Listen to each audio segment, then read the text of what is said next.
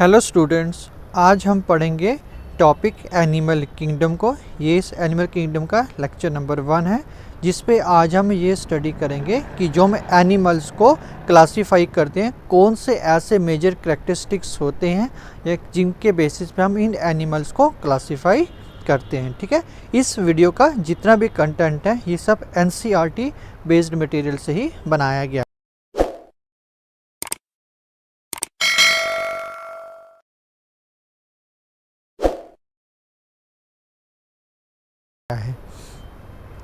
Animal kingdom, जो animal kingdom है वो ज़्यादा डाइवर्सिटी दिखाता है as compare to the plant kingdom. जैसे हमने 5 किंगडम सिस्टम स्टडी किया था, उस पर हमने ये देखा था कि जो प्लांट किंगडम है उस पर भी काफ़ी ज़्यादा डाइवर्सिटी देखने को मिलती है, बट जो एनिमल किंगडम है वो ज़्यादा कंपेरेटिवली डाइवर्सिटी दिखाता है। ठीक है, जो एनिमल्स हैं वो एक्चुअल में होते क्या हैं, मेटाजोन्स मतलब मल्टी सेलुलर हैं, यूक्रियोटिक हैं और हेटेरोट्रॉपिक एनिमल्स होते हैं। ठीक है, ये एक छोटा सा एक आप कह सकते हो डिस्क्रिप्शन है एनिमल किंगडम का।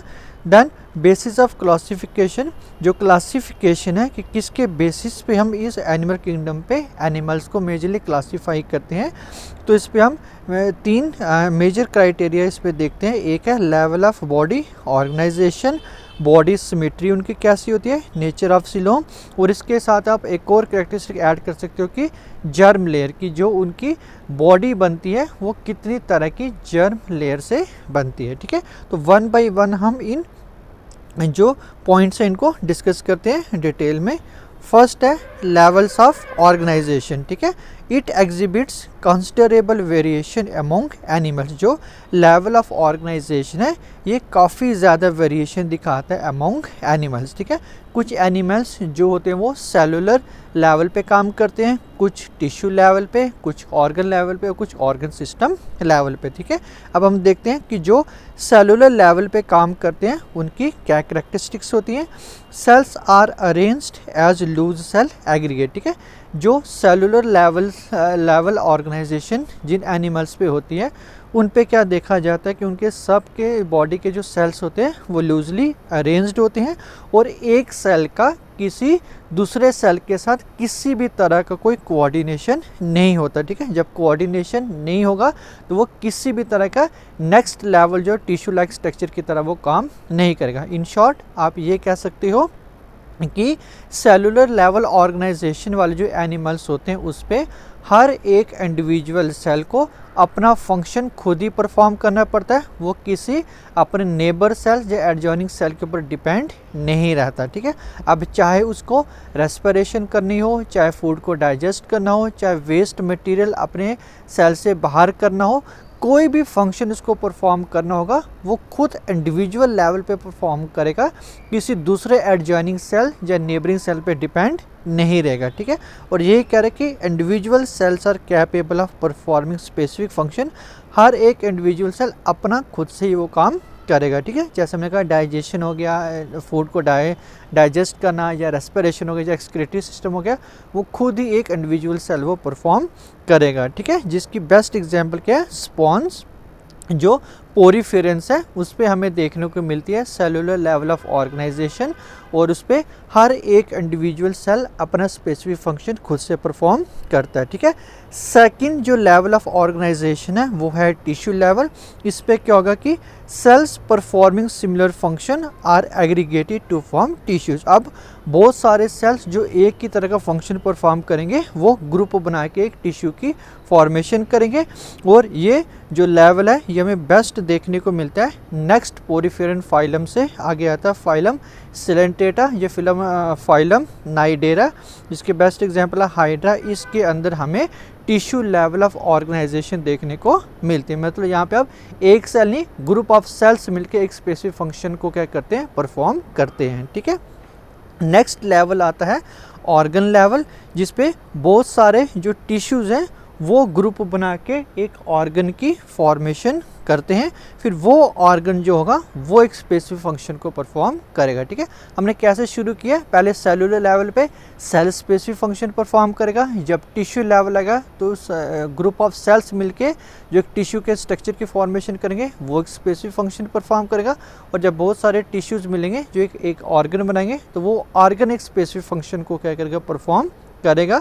और जो नाइडेरिया के आगे जो फाइलम जैसे प्लेटीहेल्मेंट्स है, इजा प्लेटीहेल्मेंट्स के आगे जो कुछ फाइलम्स हैं उनके अंदर हमें ऑर्गन लेवल ऑफ ऑर्गेनाइजेशन देखने को मिलती है। ठीक है, नेक्स्ट जो आता है लास्ट वो है ऑर्गन सिस्टम लेवल। इस पे अब बहुत सारे ग्रुप्स ऑफ ऑर्गन्स मिलके क्या बनाते हैं, एक ऑर्गन सिस्टम बनाते हैं। और वो ऑर्गन सिस्टम स्पेसिफिक फंक्शन को क्या करता है, परफॉर्म करता है। ठीक है, इसको हम थोड़ा डिटेल में देखते हैं कि ऑर्गन सिस्टम किस तरह, ऑर्गन लेवल और ऑर्गन सिस्टम में क्या डिफरेंस है।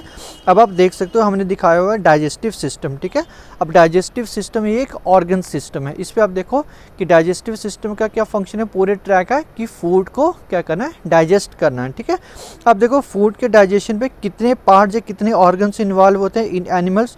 माउथ वो भी एक ऑर्गन की तरह काम कर रहा है, टंग भी एक ऑर्गन की तरह काम करिए, teeth, salivary glands, pharynx, oesophagus, stomach, small intestine, large intestine, liver, gall bladder, bile duct, pancreas together, ये सब जब ऑर्गन मिलते हैं तब जाके वो एक ऑर्गन सिस्टम मतलब एक डाइजेस्टिव सिस्टम की फॉर्मेशन करते हैं। ठीक है, और इनका अल्टीमेट क्या फंक्शन है कि जो भी फूड उनके अंदर आ रहा है उसको डाइजेस्ट करना है। ठीक है, अब देखो यहाँ पे मल्टीपल या ग्रुप ऑफ ऑर्गन्स मिलके एक सिस्टम की फॉर्मेशन कर रहे हैं। ठीक है, अब जो डाइजेस्टिव सिस्टम है ये भी फर्दर 2 टाइप्स का होता है। एक होता है इनकम्प्लीट डाइजेस्टिव सिस्टम और सेकंड होता है कंप्लीट डाइजेस्टिव सिस्टम। ठीक है, जो इनकम्प्लीट डाइजेस्टिव सिस्टम है उस पर क्या होगा कि digestive system has only a single opening to the outside of the body. Incomplete का मतलब जो अभी कंप्लीट नहीं हुआ, इट मीन्स ये ऐसा डाइजेस्टिव सिस्टम होता है जिसपे जो फूड है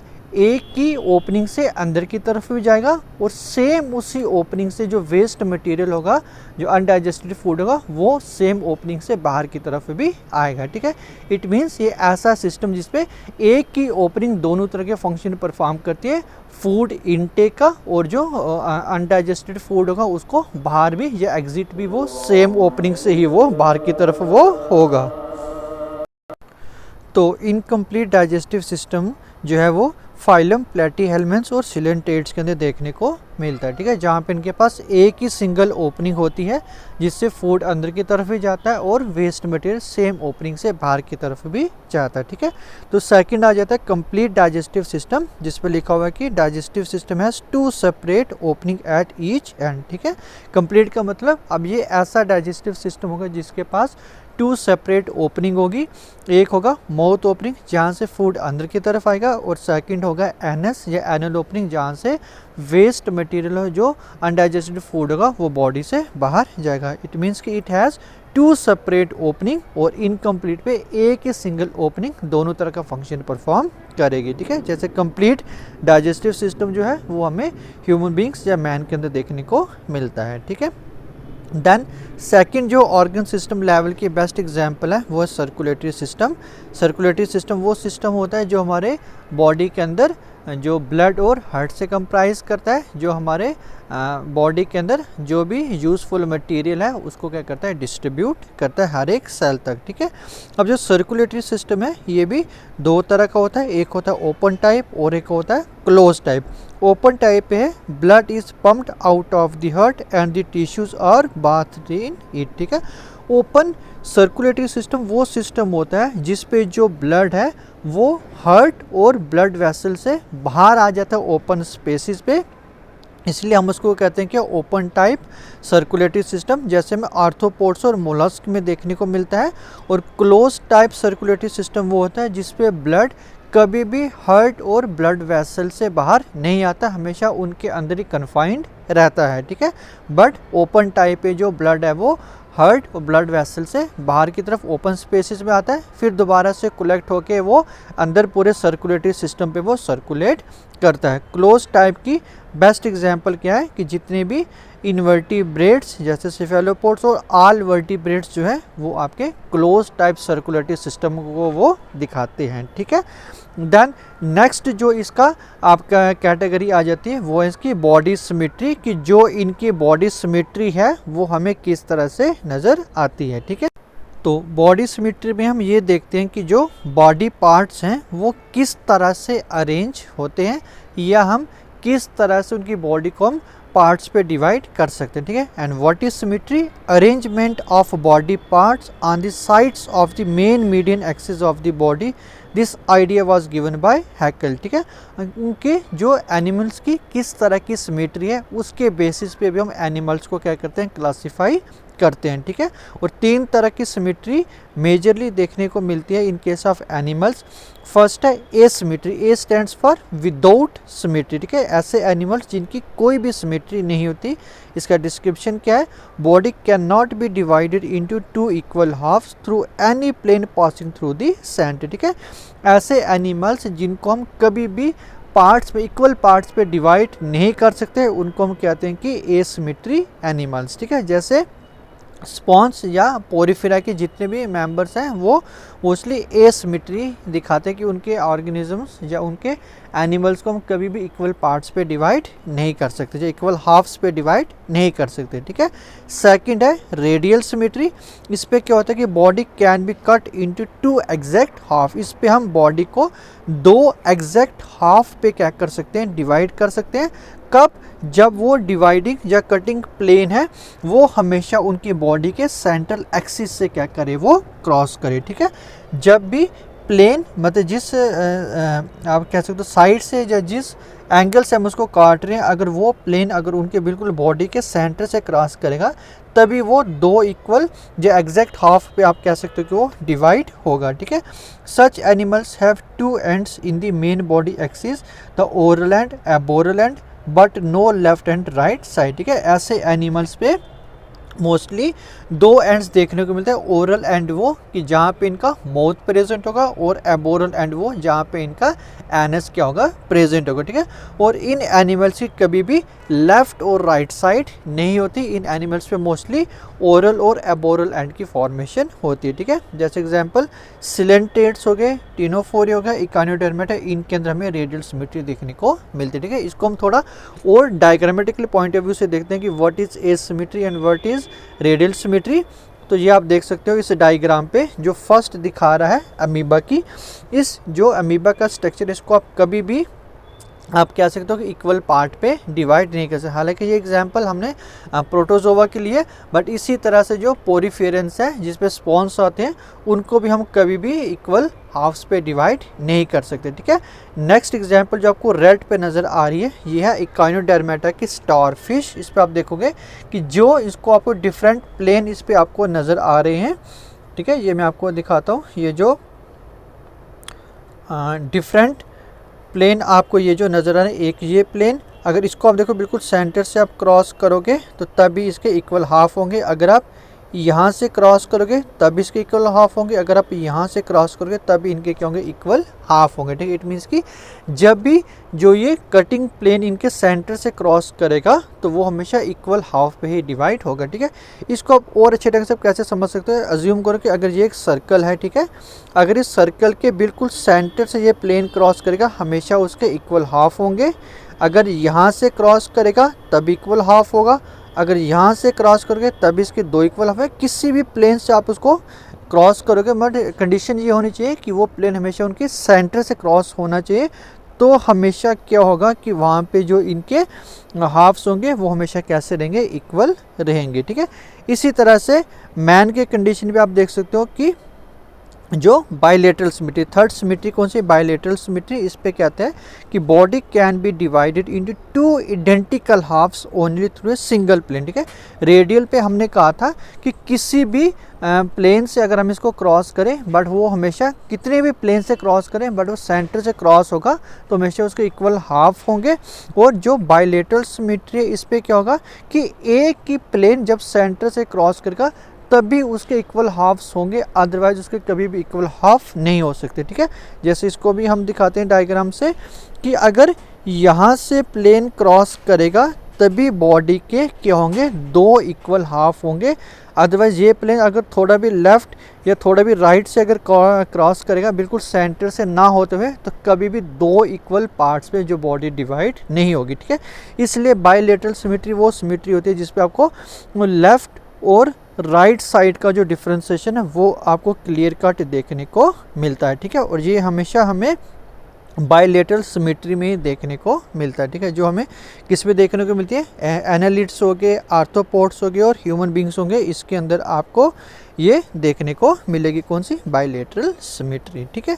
देन नेक्स्ट आ जाता है पॉइंट इनका जो क्लासिफिकेशन का कैटेगरी, वो इनकी जर्म लेयर, मतलब ऐसी लेयर जहाँ से पूरे ऑर्गन्स की, जब पूरे एक ऑर्गेनिज्म की क्या होगी, फॉर्मेशन होगी, ठीक है। इसमें हम क्या रहा है, this classification is based on number of embryonic cell layers and divided into two. इस पर हम ये देखते हैं कि जो ऑर्गेनिज्म है या वो एनिमल है वो कितनी टाइप्स ऑफ जर्म लेयर से बन रहा है, ठीक है। अगर वो 2 जर्म लेयर उसकी पूरी बॉडी फॉर्मेशन पे इन्वॉल्व हो रही हैं तो उसको हम कहेंगे डिप्लोब्लास्टिक, और अगर 3 जर्म लेयर से उसकी बॉडी की फॉर्मेशन हो रही है उसको हम कहेंगे क्या, ट्रिप्लोब्लास्टिक, ठीक है।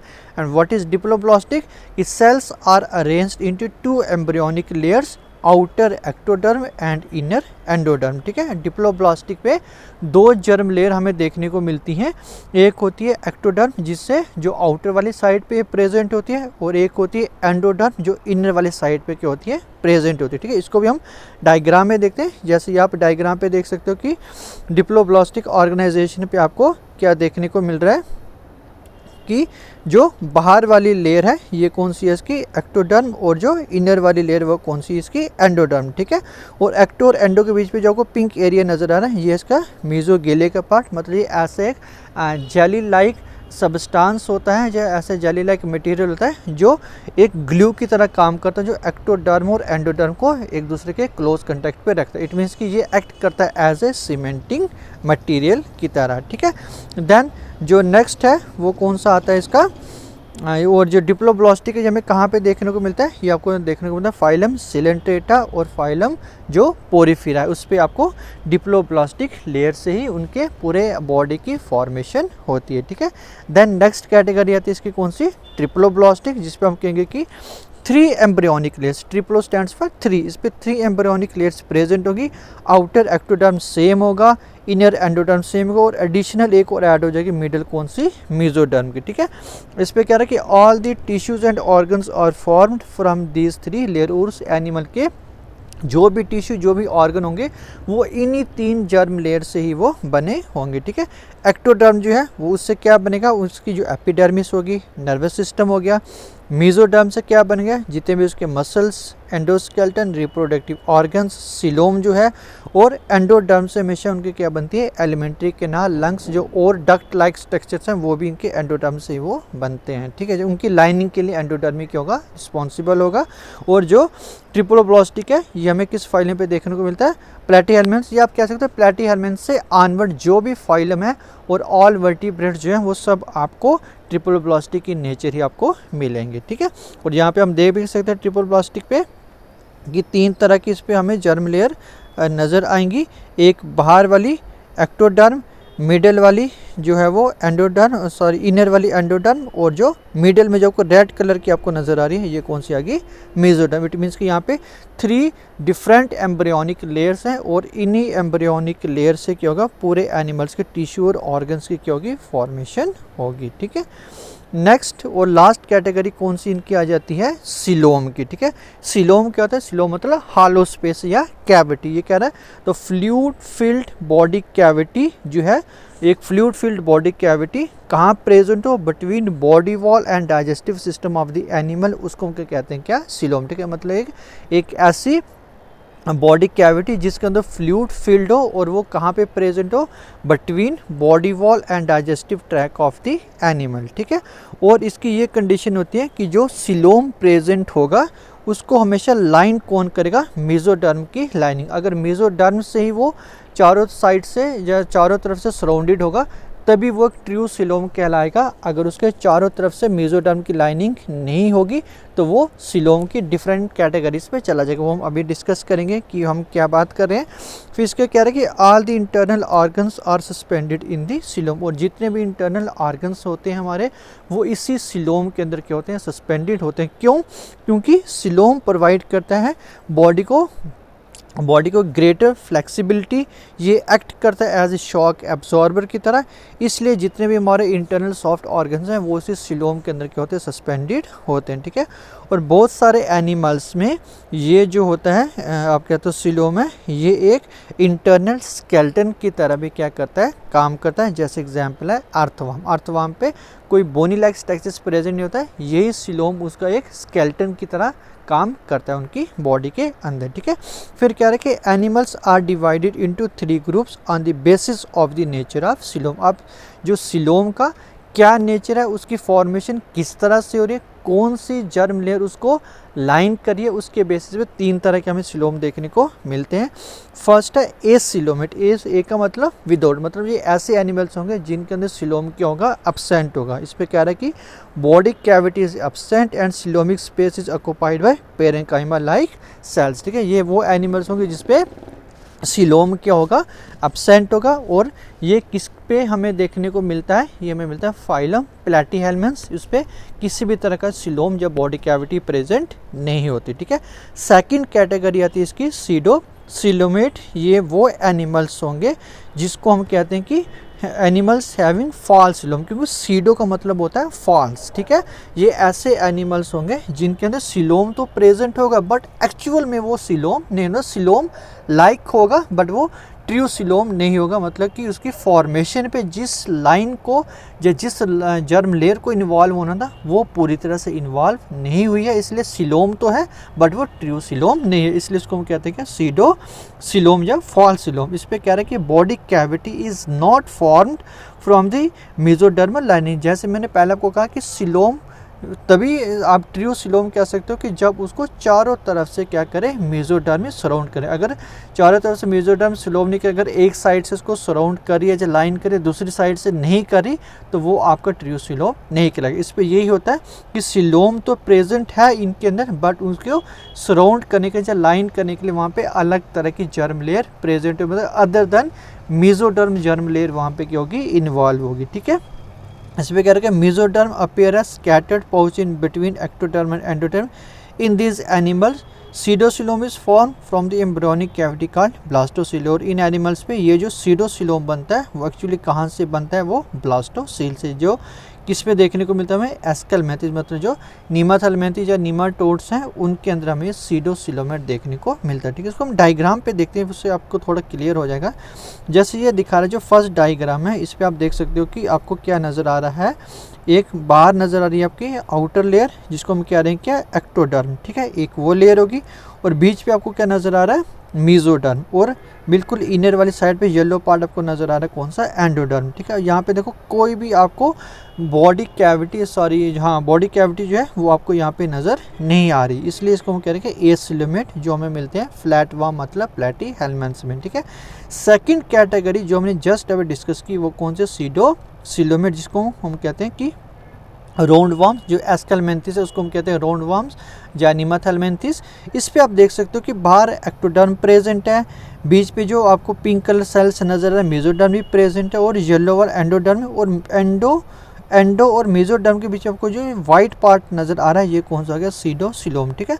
अब सीडोसिलोम क्यों, क्योंकि इस सिलोम को एक साइड से मेसोडर्म ने तो कवर किया है बट दूसरी साइड से इसको कौन कवर कर रहा है, एंडोडर्म। अब एक साइड से मेसोडर्म की लाइनिंग है, दूसरी तरफ से एंडोडर्म की लाइनिंग है, तो इसलिए ये कहलाता है सीडोसिलोम। हाँ, अगर एंडोडर्म की जगह यहाँ पे भी मेसोडर्म होता है तो ये क्या कहलाता है, ट्रियोसिलोम, ठीक है। इट मीन्स कि सिलोम तो यहाँ पे प्रेजेंट है बट सिलोम को लाइन करने के लिए वहाँ पे अलग तरह की लेयर्स प्रेजेंट है। एक साइड से मेसोडर्म उसको लाइन कर रहा है और दूसरी साइड से उसको एंडोडर्म क्या कर रहा है, लाइन कर रहा है, ठीक है।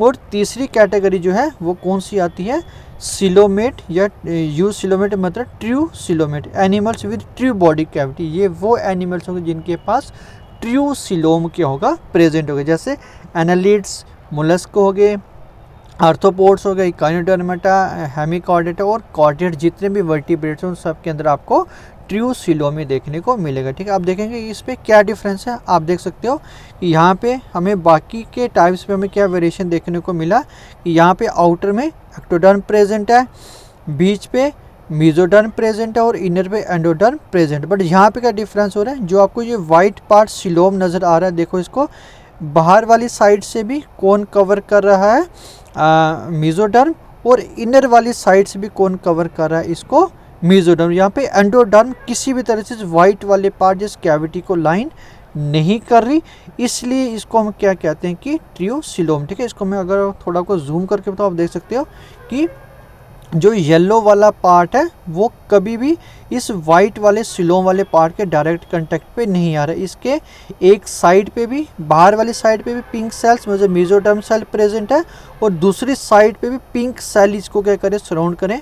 येलो सेल डायरेक्ट इसके कांटेक्ट पे नहीं है, मतलब जो एंडोडर्म की लेयर है वो डायरेक्ट इनके कांटेक्ट पे नहीं आ रही, इसलिए ये क्या कहलाता है, ट्रू सिलोम। और अगर आप सीडोसिलोमेट पे देखोगे कि देखो एक साइड से जो वाइट पार्ट है उसको पिंक वाले सेल्स लाइन करें और दूसरी साइड से येलो वाले सेल्स लाइन करें, इसलिए ये कहलाता है क्या, सीडोसिलोमेट।